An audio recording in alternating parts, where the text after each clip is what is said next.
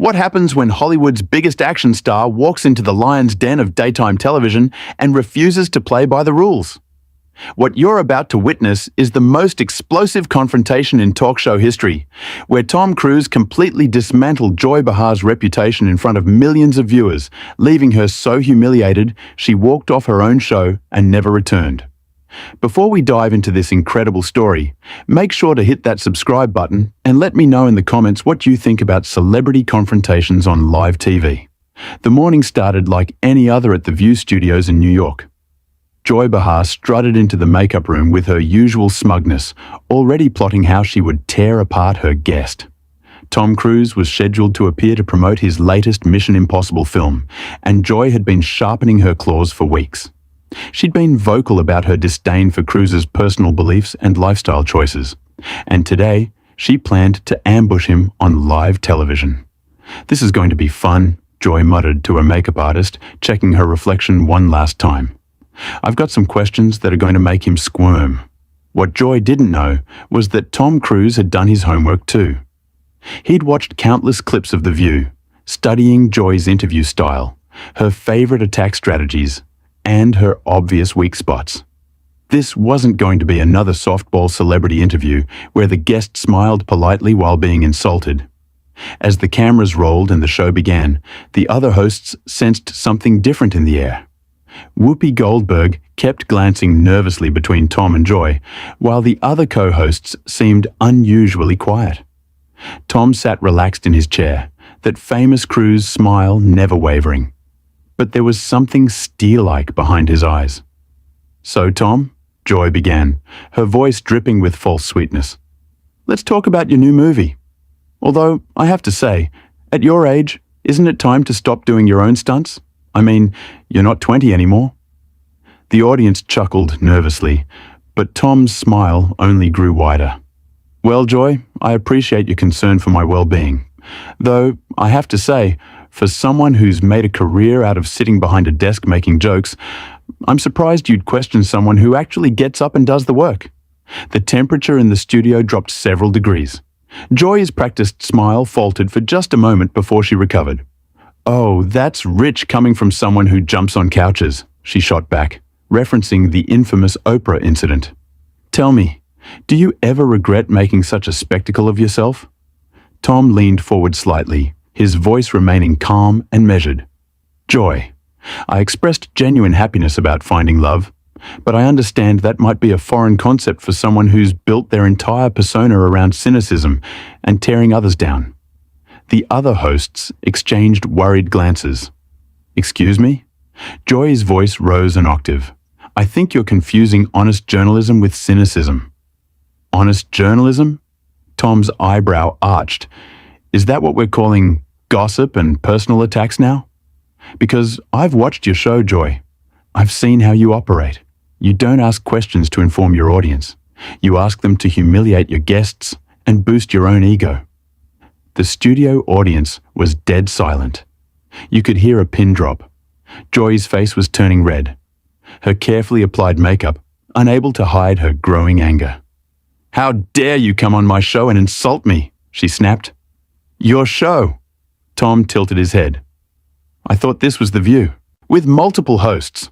Or have you forgotten that this is supposed to be a panel discussion, not the Joy Behar Power Trip Hour?" Whoopi tried to intervene. "Let's just take it down a notch here, everyone." But Joy was beyond backing down now. "Listen here, you little man. That line never made it to air. What viewers didn't see was the moment just before the red light blinked on, when the studio felt less like a television set and more like a pressure chamber. The panel had taken their seats early that morning, not for rehearsal, but for something producers casually referred to as alignment. It was supposed to be routine. It never was. Joy sat straighter than the others, flipping through her notes without really reading them. She'd already decided how the segment would go. Tom, on the other hand, leaned back slightly, hands folded, listening more than speaking. He'd learned long ago that rooms reveal themselves when you let them talk first.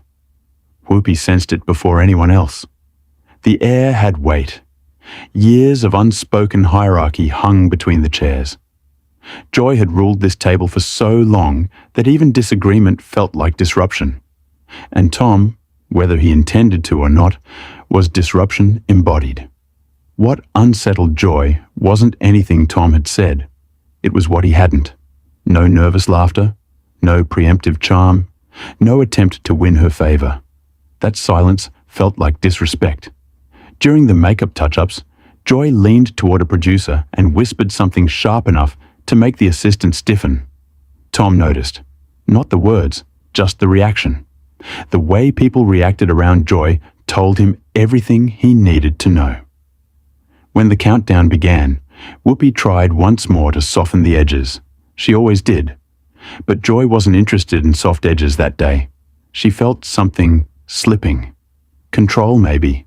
Or certainty. As the cameras rolled, the conversation followed the outline. At first, polite questions, predictable answers. But underneath it all, something was shifting. Tom wasn't playing defense. He wasn't playing offense either. He was letting pauses stretch just long enough to make people uncomfortable. Joy mistook that discomfort for challenge. She interrupted more than usual, laughed at moments that weren't jokes. The audience sensed it too. You could feel them leaning forward, unsure why. Then came the first break. Off camera, microphones still live. Joy turned toward Tom, expecting retreat. Instead, she met calm, not smug, not aggressive. Calm. That was the turning of the key. Because for Joy, calm wasn't neutrality. It was defiance. And for the first time in a long time, she realized she might not be steering the conversation anymore. What she didn't know, what no one in the room knew, was that everything from this point on would feel less like a discussion and more like a reckoning. Not on camera, but inside. By the time they returned from the break, the studio had changed. Not visibly. The lights were the same. The cue cards unchanged, but something invisible had shifted. Joy felt it in her chest, a tightening she couldn't explain. Tom felt it too, but interpreted it differently. To him, it felt like clarity. The next exchange wasn't louder. It was quieter. That's what made it dangerous. Joy asked questions that sounded neutral, but carried an edge sharpened over decades. Tom answered carefully, choosing precision over performance. Each response landed not as a rebuttal, but as a mirror. And Joy didn't like what she saw reflected. Whoopi tried to redirect again, gently suggesting they pivot topics. But Joy waved it off. She wanted resolution. Or victory. The two had blurred together over the years. What Joy hadn't planned for was resistance that didn't escalate. Tom never raised his voice, never leaned forward, never tried to dominate the space. He let Joy fill it and slowly exhaust herself. Behind the cameras, producers exchanged glances. This wasn't explosive television. It was something worse. It was controlled. It was uncomfortable. It felt honest. Joy began referencing patterns, not facts. Patterns. The kind that sound convincing until examined. Tom didn't contradict her. He asked a question instead. A simple one. Clarifying. Almost gentle. That question derailed everything. Joy paused. Just for a moment. Long enough for the audience to notice. Long enough for the silence to feel intentional. In that pause, something fragile surfaced. Not anger. Fear. Fear that the authority she'd built wasn't as solid as she believed. Fear that the audience, her audience, might be watching differently. She pressed harder after that, faster, less precise. The composure she prided herself on began to fray at the edges. Tom remained still, which only amplified the contrast. At one point, Joy glanced sideways, searching for reinforcement. It didn't come. Not because the others disagreed, but because no one knew how to step in without choosing sides, and choosing sides felt dangerous. The audience shifted again. Not gasps, not applause, just attention, the kind you can't script. Tom finally spoke in a way that changed the temperature entirely. Not about Joy, about the platform, about conversation, about responsibility. He didn't accuse, He contextualized. That was the moment Joy realized this wasn't a sparring match. It was a reframing. And reframing threatens power more than opposition ever could. Her voice tightened. The rhythm she relied on was gone.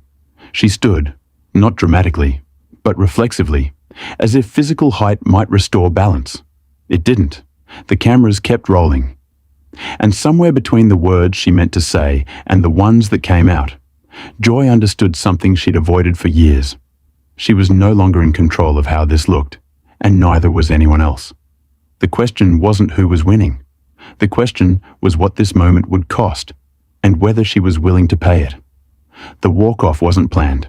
It never is. Joy's hands trembled as she removed the microphone, not out of rage, but realization.